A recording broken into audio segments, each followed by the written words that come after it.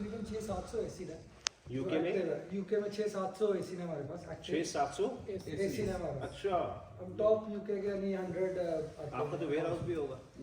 Ware house भी होगा, तो उसमें फोकलिफ्ट भी होगी। बाकी कहानी हमें पता है। ये तो पूरा माहौल बनाया ना आपने।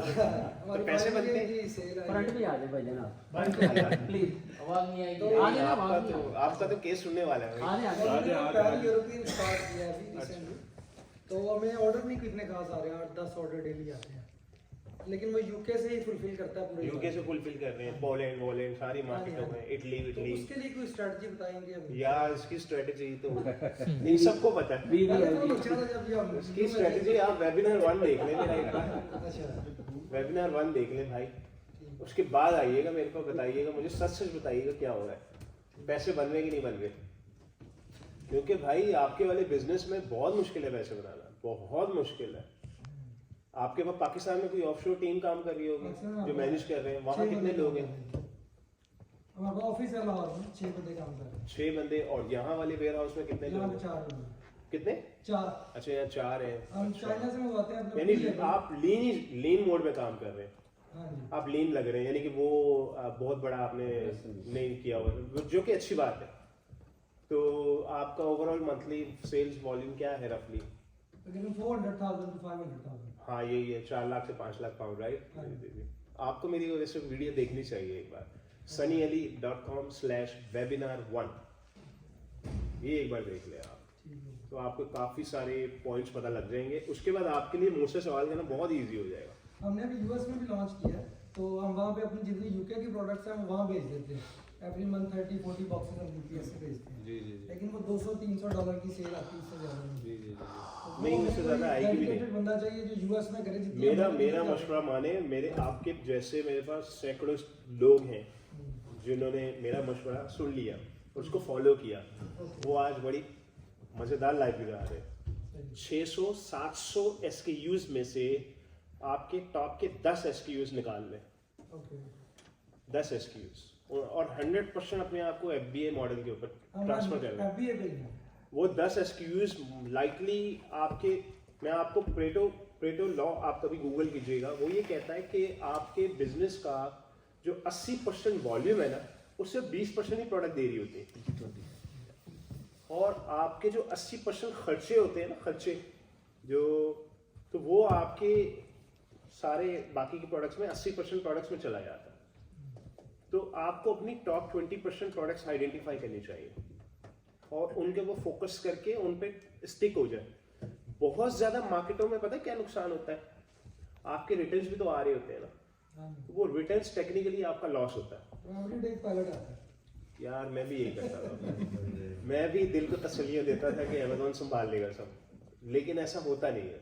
ऐसा रियलिटी में आपका मनी जो है ना इधर लूज हो रहा होता है, कहीं ना कहीं ज़ाया हो रहे होते हैं पैसे आपके। बहरहाल वो वीडियो एक बार देखें तो आपको थोड़ी सी क्लैरिटी आ जाएगी उसमें, ठीक है? वो कह रहे हैं which particular industry में हम इंडस्ट्री से मुराद नीश में, सऊदी में नो आइडिया। उसकी वजह ये है कि बच्चे काम कर रहे हैं धड़ाधड़, हर किस्म की प्रोडक्ट लॉन्च कर रहे हैं, और आप कोई प्रोडक्ट जब वहाँ पे लॉन्च करेंगे तो कोई वो लंबी चौड़ी प्लानिंग, हमें 5-6 महीने की इन्वेंट्री तो चाहिए नहीं है। एक टेस्ट ही करना ना 50 यूनिट का, भेज दे 50 यूनिट, बिक गए तो समझ में चल पड़ी है, नहीं बिके तो समझ में डूब गई है लिस्ट, तो दूसरा 50 यूनिट छोटे छोटे ट्रायल से करें ना तो बड़ा ईजी है, बहुत ईजी है। एमपीएल मार्केट में ये अच्छी बात है, महीनों की लंबी चौड़ी प्लानिंग्स हो रही हैं, और जनाब 500 यूनिट 1000 यूनिट नहीं करें, कोई जरूरत नहीं है। ये वाला 50 यूनिट वाला ट्रायल करके देख लें आप। अच्छा, उसमें एक प्रॉब्लम आएगा, चाइनीज सप्लाई तो बगैर एमओक्यू के बात ही नहीं करता, तो इन्वेंट्री महंगी पड़ेगी आपको। आप बोले भाई मुझे चाहिए 50, लेकिन मेरी अगर इन्वेंट्री चल पड़ी तो मैं आपसे और ऑर्डर कर लूँगा, फिर आप ये वाली डील्स करें उनके साथ, ठीक है ना? फ्रांस में भी ऐसा ही होगा। फ्रांस में भी यही करें यार। उसकी वजह पता है क्या है? उसकी वजह ये है कि वो वाला ज़माना गया, 5000 यूनिट भेज दो, 6000 यूनिट गया वो ज़माना। अब तो 2023 आ गया है, अब तो अमेज़ॉन की सैचुरेशन की ये इंतहा है कि अभी आपने एक वीडियो देखी होगी कि एक मौलवी साहब बहुत नेक आदमी हैं जिन्होंने कहा कि एसी वाले बच्चों की प्रोडक्ट्स जो है खुद ही लॉन्च कर लेते हैं। सुना होगा आपने कहीं सुना होगा? सुना नहीं है, मुझे कोई लेकिन टेक्निकली साबित कर दे कि आप किसी की प्रोडक्ट हमें पता लग गई, आप उसको लॉन्च करके दिखा दो, मुझे टेक्निकली कोई साबित कर दे। ये तो छोड़ देना बात कि जी हम नहीं जी हम बहुत नेक लोग हैं, हम ऐसे वैसे काम नहीं करते। छोड़ देना ये वाली तो कॉमेडी बेकार है। टेक्निकली साबित कर दे कि आपकी ये प्रोडक्ट है, मुझे पता लग गई अबू सर, अच्छा ये प्रोडक्ट है आपकी, चल रही, मजा आ रहा है जी सनी भाई, 3000 पाउंड प्रॉफिट आता है मेरा, चल यार मैं अभी लॉन्च जल्दी से अरसलान जल्दी से लॉन्च करूँ। आप मुझे टेक्निकली साबित करते हैं दिस इज डूएबल, कर सकते हैं आप। आज की सैचुरेटेड मार्केट में इम्पॉसिबल है ये बात। You know why? जब इनकी प्रोडक्ट लॉन्च हुई है ना, वो हमसे 500 किलोमीटर आगे हाईवे पे खड़ी हुई है इस वक्त, और इस 500 किलोमीटरों में हमारे दरमियान में 5 घंटे का तो फर्क होगा कम से कम, और इस 5 घंटे के फर्क में कुछ 600 गाड़ियां और भी रोड पे उतर चुकी होंगी इस वक्त। इम्पॉसिबल।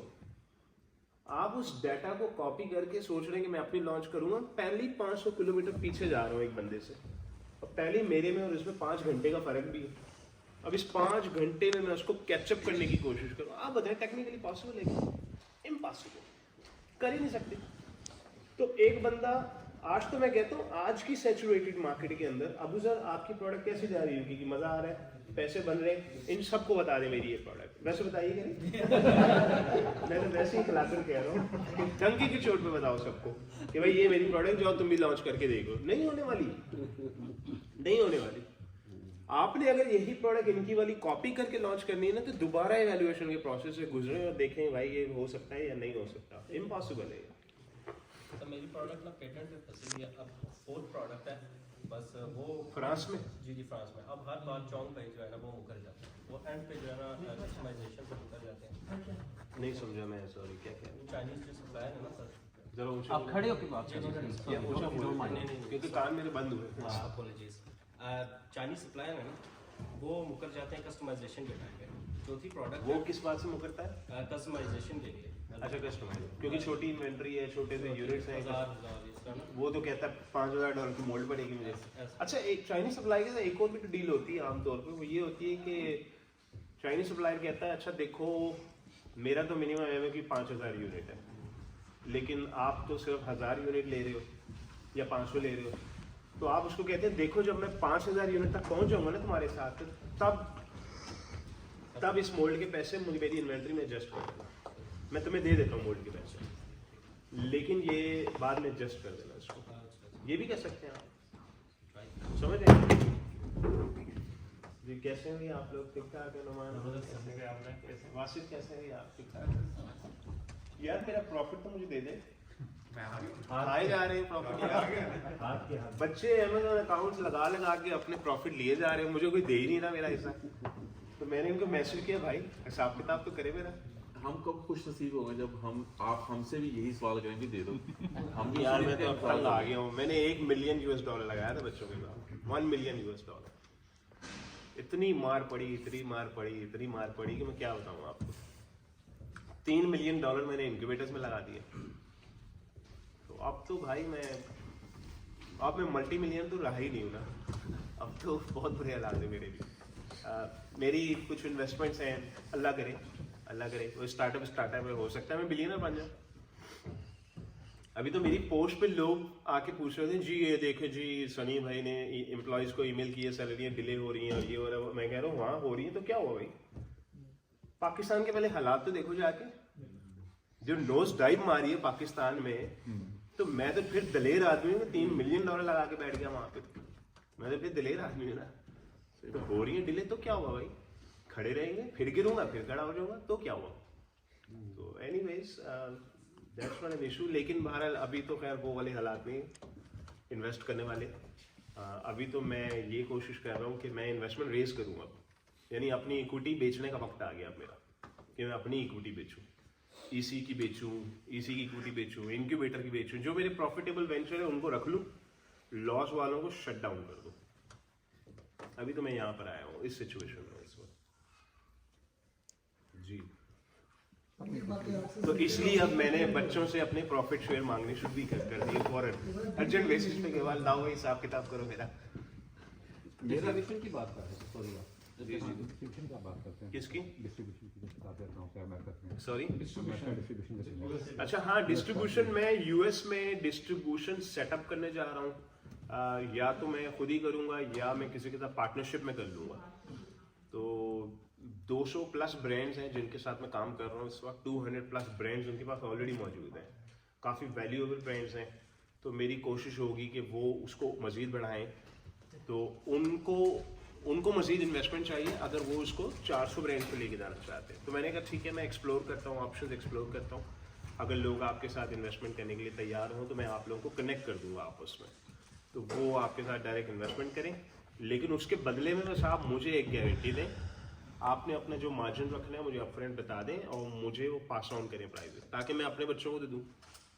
तो अब उसमें एलीट हो गए, जो भी हो गए, बूट कैंप के बच्चे हो गए, तो उनको फिर रेडी टू अप्रूव ब्रांड्स मिल जाएंगे, ऑन द स्पॉट मिल जाएंगे। तो ये है मेरी अभी बात चल रही है। सिर्फ एलीट के लिए, वेद सिर्फ एलीट के लिए हो या पहली प्रायोरिटी तो वही है, क्योंकि एलीट में भी बड़े रोले पड़े हुए हैं इस वक्त, बहुत ज़्यादा बड़े मसाइल हुए हुए हैं। मैं तंग आया हूँ, तो मैं अब उस डिपार्टमेंट में ग्राउंड पे जाके इस वक्त मैं चीज़ों को देखने लगा हूँ। ग्राउंड पे जाऊँगा, वहाँ होलसेल के कुछ एलीट कस्टमर थे, किसी की सही लॉन्चेस नहीं हो रही हैं, होलसेल में सब कुछ नहीं हो रहा, वो अलग रो रहे हैं। तो मुझे काफ़ी गालियाँ भी पड़ रही हैं उसके अंदर। तो अब मैं उसको जाके फिक्स करूँगा, मैं खुद बैठूँगा, खुद फिक्स करने की अब चीज़ों की कोशिश करूँगा। फिलहाल तो मैं ये कर रहा हूँ। तो मेरा पहला प्लान ये था कि चलो मैं एटलीस्ट 200 ब्रांड्स ला के इनके हाथ में तो दूँ ऑन द स्पॉट, ये लो भाई प्रोडक्ट पकड़ो, प्रोडक्ट पकड़ो, प्रोडक्ट पकड़ो, जाओ मी टू करके चिपक जाओ। एटलीस्ट ये तो स्टार्ट होना पहले, तो वो थोड़ा सा उनको रिलीफ मिलेगा, थोड़ा प्रॉफिट आना शुरू हो जाएगा। इसके लिए पहले से मैं न्यू एलीट में जो शामिल होंगे उनके लिए भी होगा, जो नए एलीट में आएंगे भी, या पहले से और जो मौजूद हैं उनके लिए? सॉरी, पहले से जो एलीट में हैं और जी जी जी, एलीट तो मैंने अब शट डाउन, वैसे ही शट डाउन कर दिया। यानी किसी को एलीट ज्वाइन करना मुझे माफ कर दे भाई, मुझे एलीट विलीट आप नहीं। अब तो मैं पहले ये वाली गालियाँ खाऊंगा अच्छी तरह से, इनके साथ बैठूंगा, इनके मसले हल करूंगा। एलीट तो अब शट डाउन हो चुका है, देयर इज नो एलीट। अब ऑप्शन अगर आप लोगों के पास एसी की कोई प्रोडक्ट है तो वो सिर्फ बूट कैंप है। बूट कैंप के अंदर भी PL shut down. You know why? यार हम लोगों ने $1200 में क्या चार्ज करते हैं वैसे बूट कैंप का हम लोग पीएल का, आजकल वैसे रेट क्या है मुझे तो खुद नहीं पता। 1800 क्या है?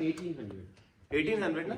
आप मुझे बताएं 1800 में वो दे रहे हैं जो गोरा 10,000 में ना दे। प्रोडक्ट अप्रूवल जिसमें आपकी पूरी टीम बैठ के इवैल्यूएट, व्हाट्सएप में 50,000 बार आप उनका दिमाग खाएंगे, वो प्रोडक्ट अप्रूव करके देगी आपको। गोरा पता है क्या कहता है आपको? ये लो मेरा $2,000 का कोरस, ये लो वीडियोस, जाओ सीखो यहाँ से। गोरा तो ये देता है। हमने कितनी नफलों का स्वाब मिलता है, एंड पे सिर्फ गालियाँ मिलती हैं हम लोगों को। $1,800 में, अच्छा $1,800 को आप 12 महीने से डिवाइड कर रहे हैं तो $150 महीने का बनता है। कॉस्ट निकाल के देखते हैं तो टोटल लॉस। तो किया क्यों था भाई हमने ये काम? मुझे तो अब एंड पे बस बूट कैंप में भी अब एक ही प्रोग्राम रह गया, बूट कैंप इन्वेस्टर। वो अभी भी वैल्यूएबल है, अभी भी मैं समझता हूँ अच्छी प्रोडक्ट है वो। आप लोग इंग्लैंड में बैठे हुए, आपको बूट कैंप इन्वेस्टर ज्वाइन करना पड़ेगा। जब आप ज्वाइन करेंगे कोई ना कोई बच्चा मिल जाएगा आपको जो पीएल लॉन्च कर रहा है, आप उसके साथ पार्टनरशिप कर लेंगे 70-30 की, इसी को आर्बिटर बना देंगे, तो एक अच्छी प्रोडक्ट तो बन गई है, लेकिन हमारे लिए प्रॉफिटेबल नहीं। तो अब हम बूट कैंप को बोलेंगे भाई 1800 नहीं $5,000 पे करो अगर पीएल लॉन्च करना है तो, और लॉन्च भी आप ही करोगे, हम कुछ नहीं करेंगे, हम तो सिर्फ प्रोडक्ट अप्रूवल के पैसे लेंगे, तो तब की जाके हमारे पैसे बनेंगे। तो वो भी पीएल भी बंद कर रहे हैं, एमपीएल भी बंद कर रहे हैं, एमपीएल भी बंद, सब बंद भाई, प्रॉफिट नहीं है, नुकसान है, गालियां। इन्वेस्टर रहेगा, बूट कैंप भी, एफएफएल रहेगा, उसकी वजह कि वो एक अच्छी प्रोडक्ट है। एफएफएल सबसे अच्छी प्रोडक्ट है, यानी कि हर वो प्रोडक्ट जिसमें किचन इनकम का मसला हल करना है उसमें हमने अपने आप को मास्टर कर लिया। यानी इंक्यूबेशन प्लस बच्चे को थोड़ी सी एजुकेशन दी। इंक्यूबेशन अभी भी इसी की सबसे बेस्ट प्रोडक्ट है, बल्कि अब पहले से भी अच्छी हो गई। बच्चे को एंटर किया, 12 महीने बोले चलो बेटा 12 महीने गुजारो, वो पैसे बनाकर निकलेगा 70% likely, 70% is not a joke. आपकी यूनिवर्सिटी भी 70% की गारंटी देती है आपको जॉब की, यूनिवर्सिटी तो नहीं देती। यूनिवर्सिटी के तो स्टैट्स मैं बता देता हूँ आपको, 20% है। पाशा की रिपोर्ट देखी थी आप लोगों ने? पाशा की किसी ने रिपोर्ट देखी जो मैंने पब्लिश की थी? पाशा की रिपोर्ट ये कहती है एक साल में 25,000 बच्चा ग्रेजुएट कर रहा है, उसमें से 2,500 को जॉब मिल रही है, 2,500 इंग्लैंड जा रहा है, मेरा मतलब ओवरसीज जा रहा है। तो 5,000 तो खप गए, 20,000 को तो जॉब ही नहीं मिल रही पाकिस्तान में। तो सक्सेस रेट क्या निकला फिर यहाँ पे? 20%। तो उस लिहाज से ये भी हमारी एक अच्छी प्रोडक्ट है। इसी कॉलेज हमारी अच्छी प्रोडक्ट है। बस जो अच्छी प्रोडक्ट्स हैं जिसमें वही अब हम रख रहे हैं। बूट कैम्प तो अब आप लोगों के लिए एक ही रास्ता रह गया, एज ए इन्वेस्टर ज्वाइन करो। और अब एक अपॉर्चुनिटी और निकल रही है, वो निकल रही है मलेशिया वालों के लिए। वो है टिकटॉक, शॉपी और लज़ादा। बड़ी ज़बरदस्त सेलें हो रही हैं। वही ज़माना याद आ रहा है मुझे 2017-18 वाला। तो वहाँ जब यानी जिस चीज़ पे हाथ रखते थे चल पड़ती थी, वो ये। तो वहाँ किसी बच्चे के साथ पार्टनरशिप कर लें आप, आपकी मर्जी, आपकी मर्जी। वो कैसे पॉसिबल? वो बूट कैम्प ग्रुप में, जी, वो लोग बूट कैम्प ग्रुप में ऐड होंगे, अब भी होंगे, वो भी ऐड होंगे। अभी कोई 10-15 तो ऐड हो जाएंगे आने वाले कुछ हफ्तों के अंदर। वो लोग अपनी सिंध बरहात खोलेंगे, यानी प्राइवेट लिमिटेड खोलेंगे। उस प्राइवेट लिमिटेड में आपका नाम होगा, उसका भी नाम होगा, बैंक अकाउंट खुलेगा। फिर वो चाइना से प्रोडक्ट लाएगा, शॉपी, लज़ादा, और उस पर लॉन्च करेगा। वो क्या थी कॉस्ट होगी? क्या चीज़? कॉस्ट थी क्या होगी? Investment total it depend on the product और क्या उसकी इन्वेस्टमेंट 10 से 15,000 डॉलर। उसमें लीगल सेटअप भी शामिल है, यानी सिंध नंबर, बैंक अकाउंट, ये सब शामिल है। सबसे पहले तो वैलिडेशन करेंगे ना आप। चाइना से एक प्रोडक्ट लाएंगे, पहले वैलिडेशन कर लो उसकी। मलेशिया में वैलिडेशन के इतने मसाइल नहीं जितने अमेरिका में अब। यानी आपने कोई प्रोडक्ट अमेजोन पे भी लॉन्च करनी है ना, बगैर वैलिडेशन के अब आप सोचे भी ना। अब वो जमाना नहीं रहा बड़ी बड़ी इन्वेंट्रीज भेजने वाला। आप पहले 200-300 यूनिट अमेरिका भेजें, पहले उसके 2-3 महीने में नेगेटिव रिव्यू स्टडी करें और फाइंड आउट करें कि क्या मिस्टेक्स मैंने किए हैं इसके अंदर, और फिर दोबारा रीऑर्डर करें, उसको फिक्स करवाएं सप्लायर से, फिर दोबारा भेजें। ये कहलाती वैलिडेशन। तो अब आपको सैचुरेटेड मार्केट में वैलिडेशन करनी पड़ती है, स्पेशली अमेरिका में। तो ये एक पॉसिबिलिटी जो आप लोग जिसके लिए बूट कैम्प में जा सकते हैं। दूसरा ऑप्शन आपने बताया था कि वो जो ऑलरेडी कुछ इन्वेंटरीज हैं जो रेडी है टू सेल, मतलब कुछ जो रेडी टू सेल अकाउंट्स हैं, जी, तो उनके लिए ये बूट कैम्प के बच्चों के अकाउंट्स हैं जिनकी हम पूरी ड्यू डिलिजेंस कर रहे हैं। हम इनकी पूरी 2 साल की हिस्ट्री ट्रैक करते हैं, 2 साल का प्रॉफिट ट्रैक करते हैं, उसके बाद हम इसकी वैल्यूएशन सेट करते हैं। और ये पहली प्रायोरिटी एलीट हुआ ऑटोमेटिकली उनके लिए। बाकियों को भी मिल जाएगा अगर कोई एलीट नहीं लेना चाहता फॉर एग्जाम्पल, लेकिन पहली प्रायोरिटी में उन्हें ही देंगे हम लोग।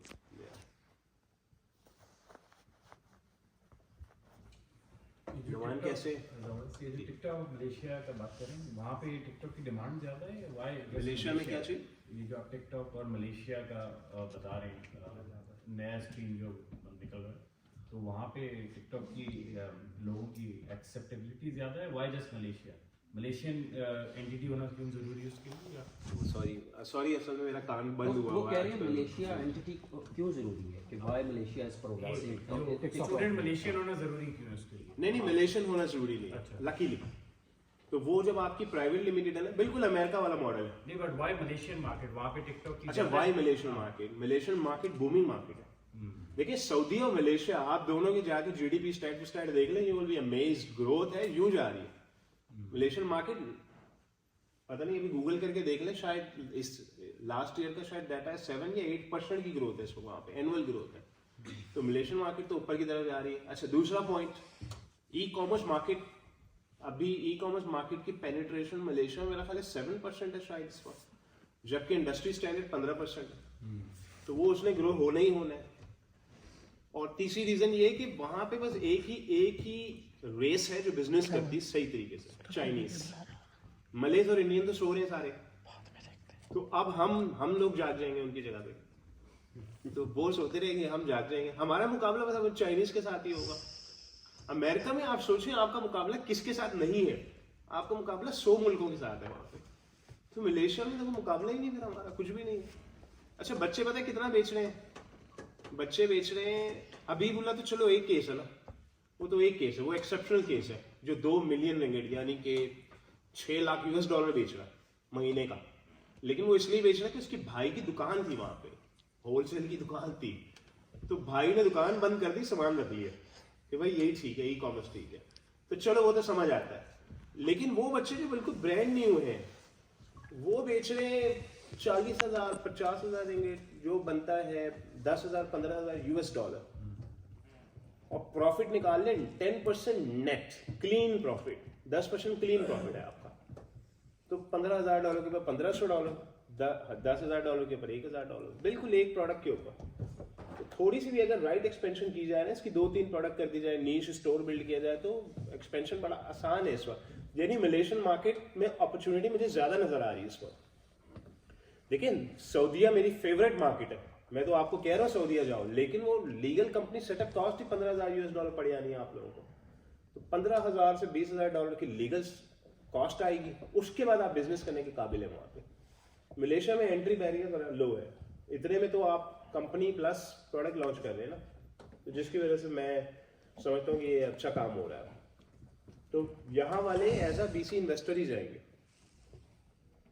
सर यूके एंटिटी के साथ मलेशियन मार्केट के अंदर एंटर हो सकते हैं? क्या चीज? यूके एंटिटी के साथ यूके कंपनी यूके एंटिटी के साथ आप कर तो सकते हैं, लेकिन वो फिर नजर आएगा वहां के लोगों को कि आप यूके से शिप कर रहे हो, अच्छा डोमेस्टिक या यूके बेस्ड सेलर हो, तो वो फिर मजा नहीं आएगा उसका। बिल्कुल ऐसे ही जैसे वो कैनेडियन रिमोट फुलफिलमेंट वाला कॉन्सेप्ट, वो बेहतर है कि आप लोकल सेटअप करें। आपने एक दफा जो ऑफशोर मलेशिया में ऑफशोर कंपनी खोली, ऑफशोर नहीं खोले, कोई जरूरत नहीं नहीं। मैं वैसे पूछ रहा हूँ, अगर जी। वहाँ से कोई एंटिटी बनाता है तो उसमें तो मलेशिया ही नजर आएगा या उसमें भी ऑफशोर? वो मलेशिया के अंदर ही है, लेकिन वो मलेशियन ऑफशोर कहलाता है। तो उसका मतलब ये बिल्कुल दुबई वाला कॉन्सेप्ट है कि मलेशिया में बिजनेस नहीं करना, बाहर करो बिजनेस और पैसे लाओ। लेकिन अगर मलेशिया में भी बिजनेस करना है, अच्छा भी लाओ 25% टैक्स दो हमें, तो फ्लेक्सिबल है। दुबई में मसला ये, वो कहते हैं ऑफशोर है, इसमें लोकल बिजनेस ला, लोकल बिजनेस के लिए एक और कंपनी खोलो, डिस्ट्रीब्यूटर ले यानी लैंडेड कंपनी खोलो ना। तो मलेशिया में फ्लेक्सिबिलिटी ज्यादा है, उसी को होल्डिंग में कन्वर्ट कर लें आप चाहे तो, होल्डिंग बना लें, अपनी बाहर की जितने बिजनेसेस हैं उसके अंदर ले आप ये भी कर सकते हैं। तो वहाँ मलेशिया का भी सक्सेस रेट हमारा क्या है? सक्सेस रेट क्या है? सक्सेस रेट मलेशिया का? सक्सेस रेट देखिए मैं नहीं बता सकता आपको मलेशिया का, उसकी वजह ये है कि मेरे पास डाटा नहीं है अभी। यानी कि मैं 4-5 स्टोरियां देख के तो आपको बोलूंगा भाई मुझे तो 100% ही लग रहा है, लेकिन मेरे पास डाटा ही नहीं है, ना मैंने कभी लॉन्च की है, ना मैंने कभी अपने प्रोसेस से किसी को गुजारा है। बूट कैंप का तो मेरे पास डाटा है ना, ये मेरा डाटा ये कह रहा है, वहां का तो है ही नहीं। बस इतना पता है कि अमेजोन वाले हालात नहीं है, यानी कि आसान है, बहुत ईजी है।